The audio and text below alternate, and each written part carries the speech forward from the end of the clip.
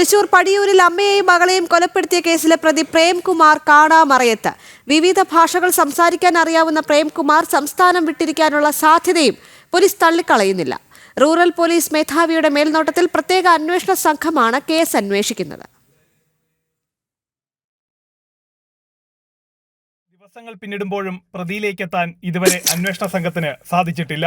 Lookout notice ഇറക്കിയ ശേഷം പ്രതിയെ പല സ്ഥലങ്ങളിലായി കണ്ടതായുള്ള വിവരങ്ങൾ നാട്ടുകാർ പോലീസിനോട് പങ്കുവച്ചിട്ടുണ്ട്. ഇത്തരം വിവരങ്ങളുടെ അടിസ്ഥാനത്തിൽ പോലീസ് പരിശോധനകൾ നടത്തുന്നുണ്ടെങ്കിലും പ്രേംകുമാർ സംസ്ഥാനം വിട്ടിരിക്കാനുള്ള സാധ്യതയും അന്വേഷണ സംഘം തള്ളിക്കളയുന്നില്ല. ഇക്കഴിഞ്ഞ 2-നാണ് ഭാര്യ കൈതപ്പറമ്പിൽ രേഖയെയും ഭാര്യ മാതാവ് മണിയെയും വാടക വീട്ടിൽ വെച്ച് പ്രേംകുമാർ കൊലപ്പെടുത്തുന്നത്.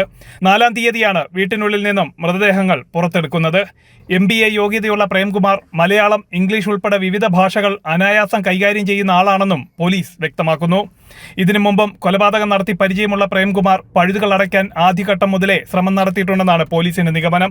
ആദ്യ ഭാര്യ വിദ്യയെ കൊലപ്പെടുത്തിയ ശേഷം അവരുടെ ഫോൺ ഇയാൾ മുംബൈയിലേക്ക് പോയ ട്രെയിനിൽ ഉപേക്ഷിച്ച് അന്വേഷണം വഴിതെറ്റിക്കാൻ ശ്രമിച്ചിരുന്നു. അത്തരം തന്ത്രങ്ങൾ ഈ കൊലയ്ക്ക് ശേഷവും സംഭവിച്ചിട്ടുണ്ടാകാമെന്നും പോലീസ് സംശയിക്കുന്നു. പോലീസിന്റെ 5 സംഘങ്ങളും സൈബർ സംഘവുമാണ് കേസ് അന്വേഷിക്കുന്നത്. ജനം, തൃശൂർ.